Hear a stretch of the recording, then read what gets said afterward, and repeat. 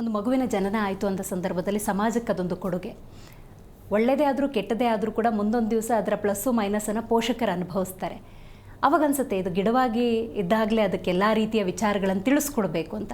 ಆದರೆ ಮಕ್ಕಳು ಅಂದರೆ ಆಟ ಆಡೋ ಮನಸ್ಥಿತಿ, ಯಾವುದನ್ನು ಕೂಡ ಗಂಭೀರವಾಗಿ ತಗೊಳ್ಳೋದಿಲ್ಲ. ಅವರಿಗೆ ಕಠಿಣನೂ ಅನಿಸ್ಬಾರ್ದು, ಆದರೆ ಶಿಸ್ತು ಕಲಿಬೇಕು. ಹೇಗೆ ಗುರುಜಿ? ಹರಿ ಓಂ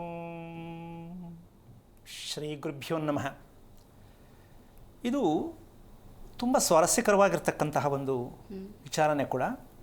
ಪ್ರತಿಯೊಬ್ಬರಿಗೂ ಚಿಕ್ಕವರಾದಿಂದ ಹಿಡಿದು ದೊಡ್ಡವರಾದವರೆಗೂ ಮನುಷ್ಯನಿಗೆ ಶಿಸ್ತು ತುಂಬ ಮುಖ್ಯ. ಅದೇ ಒಂದು ಸಂಪತ್ತು, ಮನುಷ್ಯನ ಒಂದು ದಿವ್ಯವಾದ ಸಂಪತ್ತು ಅಂತ ಹೇಳ್ಬೋದು, ಹೌದಲ್ಲ? ಆ ಶಿಸ್ತು ಅಂತಕ್ಕಂಥದ್ದಕ್ಕೆ ನಾವು ಹೇಳಲಿಕ್ಕೂ ಕೇಳಕ್ಕೂ ಎಷ್ಟು ಚೆನ್ನಾಗಿದೆ. ಅದು ಕಲಿಯೋದಾ, ಕಲ್ತಿರೋದಾ, ಬರೋದಾ, ಕಲಿಸೋದಾ ಅನ್ನೋದು ನಮಗೊಂದು ಪ್ರಶ್ನೆ ಆಗಿದೆ. ನಾವು ಶಿಸ್ತನ್ನು ಕಲಿಸ್ಬೇಕಾ ಅಥವಾ ನಾವು ಕಲಿಬೇಕಾ? ಮಕ್ಕಳಿಗೂ ಹೌದು, ನಮಗೂ ಹೌದು. ಈ ಪ್ರಶ್ನೆ ಬೇಕಾಗತ್ತಲ್ವಾ? ಶಿಸ್ತು ಬೇಕು, ಸರಿ, ಅದು ನಮ್ಮಲ್ಲಿ ಬರಬೇಕು ಅಥವಾ ನಾವು ಕಲಿಬೇಕು. ಯಾವ ಸರಿ ಇದರಲ್ಲಿ ಅಂತ ಪ್ರಶ್ನೆ ಹಾಕಿದ್ರೆ ಕಲಿಯೋದಾ, ಅದೇ ಬರಬೇಕು, ಅದೇ ಸರಿನಾ? ಅಂದರೆ ಸ್ವಯಾರ್ಜಿತವಾಗಿ ಬರ್ತಕ್ಕಂಥದ್ದು ಅಭ್ಯಾಸ ಸರಿನಾ? ಸ್ವಯಾರ್ಜಿತ ಬರಬೇಕು. ಅದಕ್ಕೆ ಏನು ಮಾಡಬೇಕು, ಅದಕ್ಕೆ ಸಿದ್ಧತೆ ಏನು ಬೇಕು ಅಂತ ನಾವು ತಿಳ್ಕೊಂಡ್ರೆ ಚಿಕ್ಕಂದ್ರಿಂದ ದೊಡ್ಡೋರ್ವರೆಗೂ ತಗೋಬೋದು ಇದನ್ನು. ಬಟ್ ಆ ಪ್ರಯತ್ನ ನಮ್ಮಲ್ಲಿ ಆಗ್ತಾ ಇದೆಯಾ ಅಂತ ನಾವು ಸ್ವಲ್ಪ ಅರ್ಥ ಮಾಡಿಕೊಂಡ್ರೆ ಗೊತ್ತಾಗುತ್ತೆ.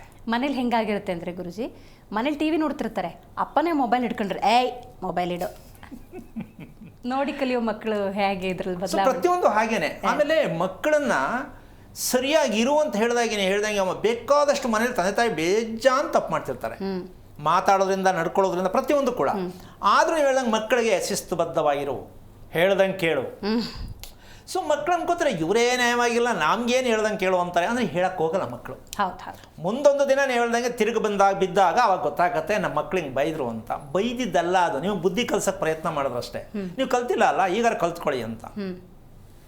ಈ ರಹಸ್ಯಕ್ಕೆ ಕಾರಣಕರ್ತನಾಗಿರ್ತಕ್ಕಂತಹ ಶ್ರೀಮನ್ನಾರಾಯಣನ ಪಾದ ಕಮಲಗಳಿಗೆ ಕೋಟಿ ಕೋಟಿ ನಮನಗಳ ಅರ್ಪಣೆಯನ್ನು ಮಾಡಿ ಈ ಶುಕ್ರವಾರದ ಒಂದು ಟಿಪ್ಸ್ ಕೊಟ್ಬಿಟ್ಟು ಮುಂದಕ್ಕೆ ಹೋಗೋಣ.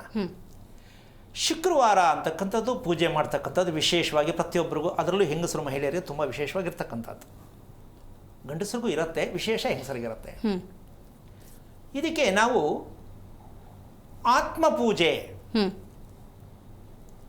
ಈ ಆತ್ಮಪೂಜೆ ಮಾಡೋಕ್ಕಾಗತ್ತಾ, ಮಾಡಬೇಕಾ, ಮಾಡೋಕ್ಕೆ ಸಾಧ್ಯನಾ, ಅಥವಾ ಹೇಗೆ ಆತ್ಮಪೂಜೆ ಮಾಡೋದು, ಈ ಪ್ರಶ್ನೆಗಳು ಉದ್ಭವ ಆಗುತ್ತೆ. ಆಗುತ್ತೆ ಅಂತೀಯಮ್ಮ, ಆಗಲ್ಲ ಅಂತ. ಆತ್ಮಪೂಜೆ ಆಗಬೇಕಾ ಬೇಡವಾ? ಆಗಬೇಕು. ಆಗಬೇಕು. ಸೊ ಇದನ್ನು ತಿಳ್ಕೊಂಡು ಮುಂದಕ್ಕೆ ಹೋದ್ರೆ ಅರ್ಥ ಆಗತ್ತೆ. ಇದಕ್ಕೆ ಪ್ರಶ್ನೆ ಏನು ಬರುತ್ತೆ ಅಂದರೆ, ದೇವಸ್ಥಾನಕ್ಕೆ ಹೋಗುವ ಒಂದು ಅಭ್ಯಾಸ, ಉದ್ದೇಶ ಏನು ಅಂತ ತಿಳ್ಕೊಂಡ್ರೆ ಇದಕ್ಕೆ ಉತ್ತರ ಸಿಗುತ್ತೆ. ದೇವಸ್ಥಾನಕ್ಕೆ ಏನಕ್ಕೆ ಹೋಗಬೇಕು, ನಾವು ತಿಳ್ಕೊಂಡದ್ದು ಏನೋ ಬೇಡಕ್ಕೋ ಏನಕ್ಕೋ ಅವ್ರವ್ರ ಅಭ್ಯಾಸ ತಕ್ಕಂತೆ ಹೇಳ್ಕೊತಾರೆ. ಓಕೆ, ಸರಿಯಾದ ಮಾರ್ಗದರ್ಶನ. ದೇವಾಲಯಕ್ಕೆ ಹೋಗಬೇಕಾದ್ರೆ ಏನಕ್ಕೆ ಹೋಗಬೇಕು ಅಂತ ಸರಿಯಾದ ಮಾಹಿತಿ ಅಂದರೆ, ನಮ್ಮ ದೇಹ ಹೇಗಿರುತ್ತೋ ಹಾಗೆ ದೇವ್ರು ಇರ್ತಾರೆ ತಾನೆ, ಸತ್ಯ ತಾನೆ? ನಮ್ಮ ದೇಹ ಹೇಗಿರುತ್ತೋ ಪ್ರತಿ ಭಾಗನೂ ಭಗವಂತನಲ್ಲಿ ಇರುತ್ತೆ. ಅದು ಹೆಣ್ಣು ದೇವರು ಹೌದು, ಗಂಡು ದೇವರು ಹೌದು, ಒಪ್ಕೋಬೇಕಲ್ಲ? ಈಗ ನಾವು ಆ ಭಗವಂತನ ಮುಂದೆ, ಭಗವತಿ ಮುಂದೆ ನಿಂತಾಗ ಆ ಭಾಗಗಳಿಗೆ, ನಾವು ದೇಹದ ಭಾಗಗಳಿಗೆ ಆರತಿ ಮಾಡೋದಾಗಲಿ, ಗಂಧದ ಕಡ್ಡಿ ಹಚ್ಚೋದಾಗಲಿ, ಹೂ ಅಲಂಕಾರ ಮಾಡೋದಾಗಲಿ ಏನೋ ಒಂದು ಮಾಡ್ತೀವಿ. ಅದರ ಅರ್ಥ ಏನು ಅಂದರೆ, ನಮ್ಮ ದೇಹದ ಭಾಗಕ್ಕೆ ನಾವು ಪೂಜಿಸುವ ರೀತಿಯಲ್ಲಿ ಆ ಭಗವಂತನ ನಾವು ನೋಡಬೇಕು.